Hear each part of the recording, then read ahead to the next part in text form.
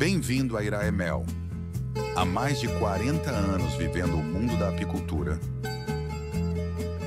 Olá, meu nome é Edgar, sou da Irae Cursos e hoje a gente está aqui na cidade de Cotia, no Meliponário Pais e Filhos.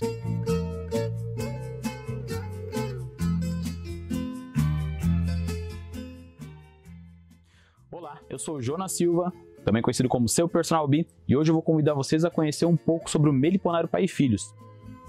Aqui no Pai e Filhos nós criamos cerca de 16 espécies de abelha, entre meliponíneos, que são as melíponas, e alguns grupos de trigoniformes.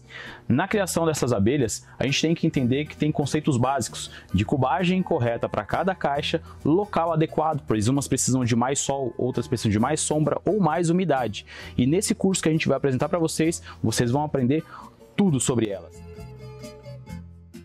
Então a gente pode dar uma olhada no Meliponário, conhecer um pouco do trabalho do Pai e Filhos? Com certeza, por favor. Acho que a parte mais interessante é lá embaixo, que a gente consegue ver na íntegra, dentro de cada caixinha, entender como funciona o sistema de cada uma delas. Jonas, qual a importância das abelhas sem ferrão, pensando em polinização, pensando na natureza, no meio ambiente no geral, pensando nessa questão ecológica? Quando se fala da questão da importância ecológica das nossas abelhas nativas, você tem que pensar o seguinte: para cada espécie de abelha existe um tipo de planta específico. É como se fosse a fechadura de uma porta. Elas foram preparadas para aquilo. Um exemplo é a nossa abelha manda-saia. Quando ela entra numa flor de tomate, ela vibra o seu corpo e aquela parte do tórax onde que é mais cabeludo fica os pólens, que é a parte masculina da planta. E quando ele vai para uma outra planta, a parte masculina encosta na parte feminina e somente a manda-saia e algumas outras poucas abelhas nativas conseguem fazer a polinização de muitos solanáceos. Essa é a grande diferença das nossas abelhas. Elas são específicas para plantas específicas.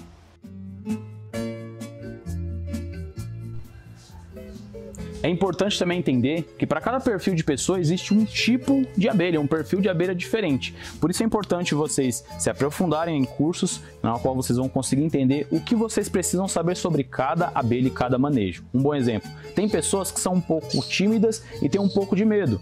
Parece muito com o perfil das nossas abelhas iraís. São abelhas tímidas que não oferecem risco nenhum. Em contrapartida, existem pessoas que são mais aventureiras, gostam de um pouco mais de adrenalina. E aí eu vou lá e falo para as pessoas: pega uma escaptrigona. São abelhas que ela enrola o cabelo, soltam um perfume para se defender. E se você gosta de um pouco mais de aventura, pega uma abelha dessa. São abelhas que vão te dar um certo prazer de criar de acordo com a sua personalidade. Para isso, esteja instruído nos nossos cursos. No mundo das abelhas sem ferrão, é importante a gente entender o que? Para ficar mais fácil os manejos, a gente pode dividir os meliponines em duas grandes famílias. As melíponas, que são abelhas que sempre vão ter a sua entrada resinada, com barro, com estrias que sempre vão ser convergentes no centro, que é a entrada. Isso serve como uma numeração da porta, para que uma abelha não erre a casa da outra. Legal. E aí também tem as abelhas trigoniformes. Uma das grandes diferenças das trigoniformes é que grande parte delas fazem a entrada com resina, cera, algumas até podem fazer uma entrada de barro. Só que o interno dessas abelhas, quando se fala das células de cria que vai originar a rainha, as melíponas são diferentes de todas, pois as células de crias são idênticas, enquanto nas trigoniformes, a célula de cria real ela é super nutrida para que possa fazer o sistema reprodutivo dessa futura rainha se desenvolver por completo, fazendo assim uma nova rainha perfeita. Ou seja, células de crias maiores nas trigoniformes geram rainhas, nas melíponas é um fator genético que vai diferenciar quem é rainha ou não, sendo que sempre as melíponas vai ter uma entrada de terra e resina, sempre com raios convergentes centrados para dentro. E a criação, para você, por exemplo, ter tanto na sua casa, no seu apartamento, na casa de um parente, qual dessas duas espécies é mais recomendado para você criar de fato? Das duas famílias, vai ter dois tipos bem diferentes. As melíponas, elas aceitam a alimentação mais fácil. Então, se você procura uma abelha que tem uma característica aí mais de pet, as melíponas é mais interessante. Se você tem um pouco mais de pasto e você não tem muito tempo para mexer, as trigoniformes é mais interessante, porque com pouco pasto, se você tiver poucas caixas, elas conseguem se nutrir, e as melíponas, elas precisam de um pasto mais abrangente, com mais mirtáceas, mais árvores maiores. Então, se você quer ter um pet, melípona. Se você quer ter uma abelhinha onde você não faz muito manejo, trigoniformes é a sua abelha. Perfeito. Por que as abelhas são importantes na vida das pessoas? Por que ter abelhas sem ferrão? Pensando que vocês, criando as abelhas, vocês estão fazendo com que a fauna nativa, a vegetação nativa seja favorecida com a polinização específica das nossas plantas, ainda tem o fator socioeconômico. Não é só social, mas econômico também. Você ajuda muitas pessoas que cultivam plantas nativas e quando se fala no social, um bom exemplo está aqui no Pai e Filhos. Quando minha irmã veio a falecer, foi graças à meliponicultura que meu pai saiu da depressão e a minha mãe também. Hoje minha mãe consegue ajudar centenas de pessoas com seus cosméticos, que ela faz específico para pessoas que têm problemas de pele, com coisas das abelhas e as plantas das abelhas, e meu pai dando um hobby para as pessoas que às vezes estão deslocados socialmente, que não conseguem se encontrar num grupo.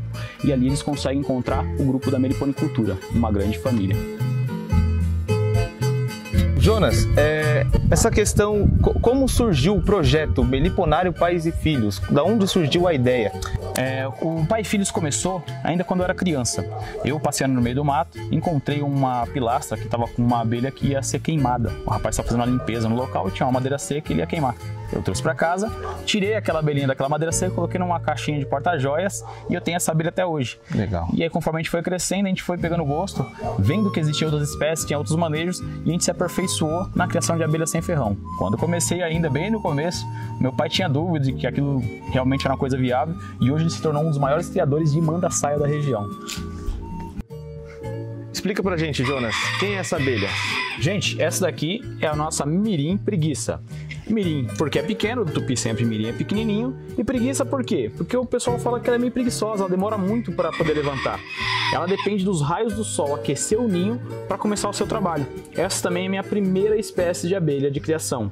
Ela fica em caixas didáticas, que assim a gente consegue fazer a apresentação total do ninho, onde fica as células de cria, onde vai surgir cada abelha, os estoques de alimentos, que elas deixam geralmente o pólen perto do corredor polonês, né, tubo de ingresso, e os estoques de mel, que ficam na parte mais distante da entrada. Então essa caixinha aqui para fins educacionais é uma das melhores caixas que tem. E essa espécie, por não fazer invólucro, nos ajuda muito nesse trabalho. Uma outra espécie que a gente pode também usar para fins educacionais é a abelha manda-saia, que é uma abelha bem dócil, produtiva, fácil de cultivar e que se dá bem em quase todo o estado de São Paulo, né? Isso é o disco de cria. Os invólucros é a parte que faz a retenção da térmica e dos feromônios, né? A comunicação que a rainha passa para as operárias, e isso ajuda também a manter todo o sistema de cria aquecido, mesmo agora no inverno. E como seria o manejo, pensando nessa caixa? Uma caixa de modelo antigo. Então, nessa caixa aqui, o pessoal antigamente, eles faziam o quê? O ninho ficava na frente e o excedente de mel ficava atrás. Então eles perfuravam esses potes de mel, tombavam isso aqui e aqui tinha um furo de acesso onde que eles tiravam a madeirinha e todo o mel vazava. É um jeito meio primitivo, né? Que contaminava o mel. Hoje já se tem métodos mais eficientes. As pessoas tiram com seringas ou agora com bombas de sucção, ajudando muito na questão da higiene, não tendo mais contaminação com o mel. Pensando em algumas caixas um pouco diferentes, alternativas, para não ter a extração de madeira, um colega nosso desenvolveu uma caixa chamada Arietama.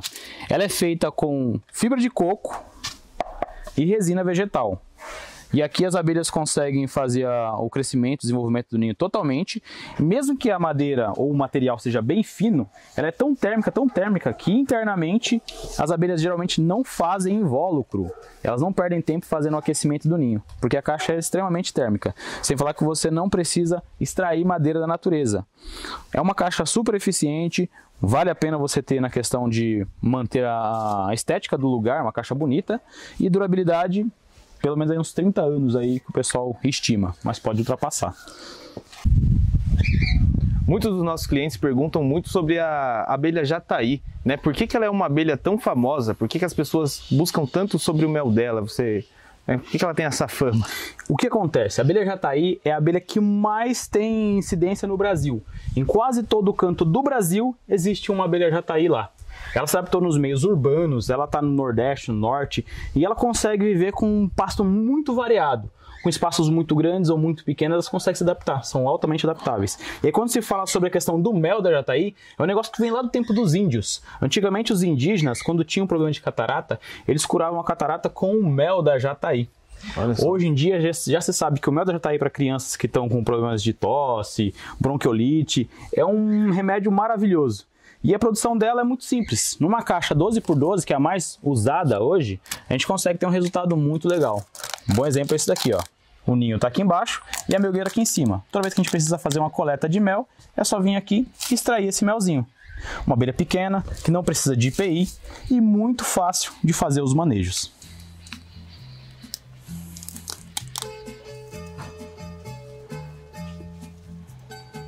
Opa!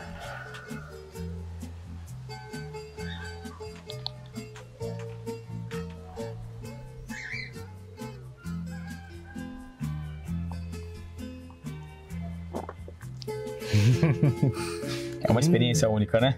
Caramba! Você imagina que na porta da sua casa você consegue ter uma abelhinha dessa daí, não atrapalha em nada o fluxo das crianças, visita, e você vai lá só para fazer uma graça, consegue tirar um pouquinho de mel, dá para o pessoal provar, dá para você implementar em alguns pratos, que ela não tem aquele doce não tem aquele doce excessivo. É um doce com azedinho, uma coisa que é única da jataí.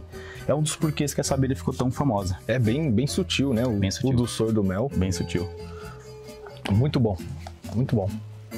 Caixas do produtor autorizado, por onde eu começo, como que eu inicio, né? Estou com as 10 caixas e agora, né? Qual que é o próximo passo? É importante você entender que para cada espécie existe uma necessidade. Por exemplo, se você vai começar com miraí, você pode colocar várias caixinhas ao lado. Mas se você começa com o jataí, a jataí tem uma necessidade de ter pelo menos de 3 em 3 metros um espaçamento entre elas, porque senão pode ter brigas. Existem pessoas que criam em condomínio, mas naturalmente não é comum você encontrar um grande adensamento de jataís. Então saiba qual que é a espécie para que você possa dar o espaço certo para elas, o local certo, para que você possa ter certeza do que você vai fazer. Venha fazer parte do nosso grupo de imersão na meliponicultura. Assim você consegue vir na íntegra e tirar suas dúvidas para conhecer um pouco mais desse universo fantástico e, de fato, fazer parte desse universo. Depois ele prova. Chorinho. Bom, para você começar, o jeito mais fácil de começar na meliponicultura tem o jeito mais barato e o jeito mais certo. O mais barato seria o quê? Você pesquisar como faz as iscas, que a gente vai mostrar ainda no curso o passo a passo, que é você pegar o atrativo das abelhas, colocar numa garrafa PET, embrulhar com um jornal ou papelão, que eu até aconselho mais papelão, embrulhar com um plástico para não molhar, usar um cotovelo ali, e ali você tem uma isca pronta, com um cheiro característico de uma abelha que pode atrair uma colônia ali, só que vai ser numa sorte, você não sabe o que vai entrar ali. Pode ser uma jataí, uma manda-saia, você não sabe. É o jeito mais barato. Também tem o jeito mais certo. Ah, João, você quer fazer um plantel gigantesco de manda-saia? Vai num criador autorizado, vai lá, compra suas abelhas com características que você precisa e aí você vai ter o plantel que você precisa. Tem o jeito mais certo, que você vai ter certeza do que você vai ter, e aquele jeito mais barato. Você pode começar colocando algumas iscas, tem que pedir autorização para fazer os ninhos, iscas e colocar, mas você estando com essa autorização é o jeito mais barato. Foi assim que eu comecei. Materiais que você compra industrializado em larga escala, às vezes não tem o mesmo material que atrai as abelhas. O material de plástico, ele é reciclável, às vezes vem com contaminações químicas ali, que faz com que repele a abelha, em vez de atrair. Elas não vão querer. E aí você pega às vezes um lote legal para você ter uma produtividade legal na captura, e às vezes você pega um que você não vai capturar nada, só formiga. Então por isso que eu prefiro o mais comum, que é uma garrafa e um plástico que não deixa molhar, que além de você reciclar, você dá vida ao lixo. Literalmente, do lixo ao luxo. A gente tem que entender que mesmo no mundo das melíponas existe uma diferença muito grande de comportamento, tamanho, características, gosto de pasto. Um bom exemplo é essa pequena aqui, ó, a abelha manduri. É uma abelha que das melíponas é a menor, mas que a gente usa na proteção contra o ataque da abelha-limão. Uma melípona minúscula que tem um potencial muito grande na produção de mel e de fácil manejo, porque ela consegue se alimentar do mesmo pasto que a manda-saia, que é uma melípona grande, como também dos pastos das escapotrigonas, que são abelhas bem pequenininhas. É uma abelha até tímida, dependendo da genética dela. Em contrapartida, tem outras abelhas que são as nossas galegas, as bugias, Melipona monduri. Das abelhas melíponas, a abelha que tem maior capacidade de ocupação.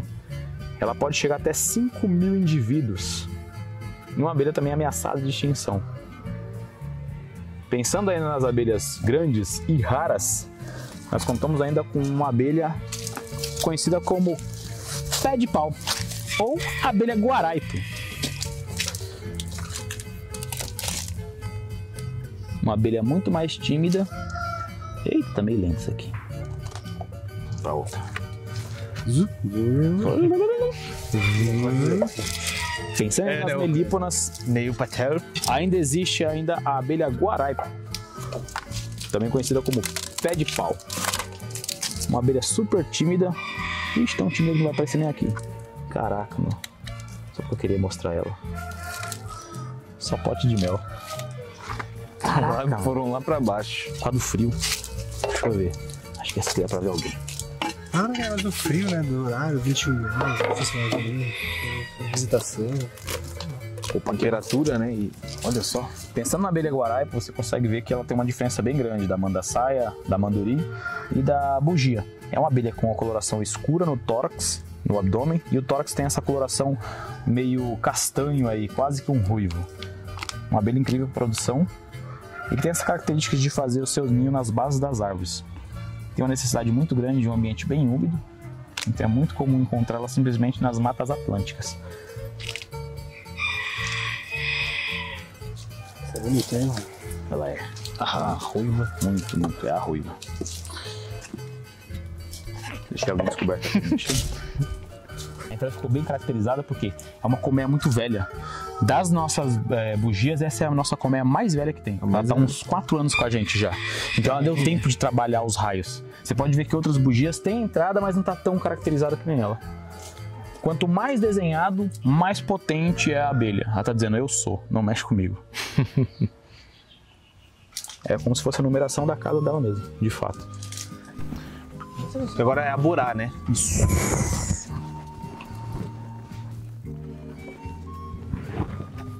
Para mexer com essas abelhas mais defensivas, basta uma toquinha. Como ela é um pouco mais agressiva, assim, defensiva do que as outras abelhas, a gente coloca esse macacãozinho aqui que ajuda um pouco mais no manejo. Essa é a parte da melgueira dela, né? Onde a gente já consegue ver um estoque bem avantajado. Parte de própolis dela. Isso aqui é um material maravilhoso para fazer extrato. Tá vendo? E ela vai estar com duas melgueiras aqui. Vamos ver se a parte de baixo está bem ocupada.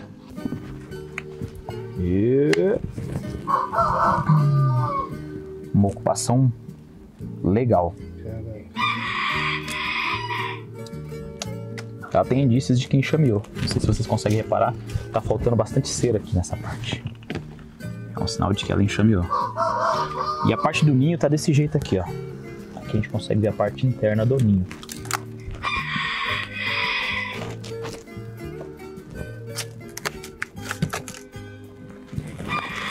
Isso de cria tá em cima, é topada. Isso de cria maduro, né? Isso de cria maduro. Incrível, né? Se a gente destacar a parte de baixo, a gente com certeza consegue ver a rainha. Quer tentar ver a rainha? Aqui a rainha tá aqui embaixo. Tá no lugar certo. Tá, olha lá, ó. Essa imagem tá linda, hein? Realeiras, muita abelha, disco helicoidal, tá vendo? Tudo característico da Borá.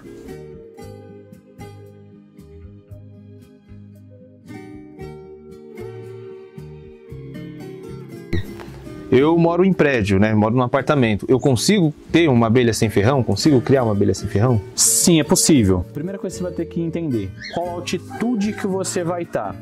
Qual que é a quantidade de vento que você recebe logo de cara assim na janela do seu apartamento. Se você vê que você está num lugar onde está muito alto, onde tem uma rajada de vento muito forte, você tem que pensar em abelhas com a capacidade de voo mais forte, melíponas, que também são mais fáceis de alimentar. Então, ainda que você não tenha uma boa alimentação ao redor, você consegue fazer uma complementação alimentar com um xarope ou comprando mel de abelhas nativas, se você quiser, e também você pode dar pólen para elas, que elas vão ter uma compensação alimentícia aí se não tiver tanta vegetação. Mesmo na cidade, é possível criar as abelhas. Você tem que entender que existem as espécies certas e aí você vai conseguir fazer com que tenha uma capacidade de produção de novas colônias e até mesmo de mel. Um bom exemplo, tem um colega nosso que está em Osasco e ele tem uma caixa de Borá que está totalmente cheia, com, se não me engano, 5 módulos totalmente ocupados. São 3 módulos só para ninho e 2 módulos cheios de mel e pólen, em pleno Osasco. Se você está numa região urbana, com as espécies certas você consegue criar. Lembrando que existem espécies que são altamente defensivas, como é o caso das escaptotrigonas. Se você tem abelhas escaptotrigonas, você tem que evitar colocar a entrada delas onde tem um fluxo muito grande de pessoas, pois nem todas são tão dóceis que nem a benjói. Algumas podem enrolar no cabelo e ainda tem um pequeno risco ainda de entrar no ouvido. Então, quando for manusear essas abelhas que são mais defensivas, um IPI básico, um chapéuzinho de pescador, aquele mosquiteiro, já te resolve o seu problema. Gostaram do conteúdo? Então sigam a gente para mais informações sobre apicultura e meliponicultura, né, no www.mel.com.br ou iraemel, o nosso Instagram. Lá vocês vão aprender mais sobre meliponicultura, apicultura, tudo no universo das abelhas. Você consegue encontrar essas informações com a gente.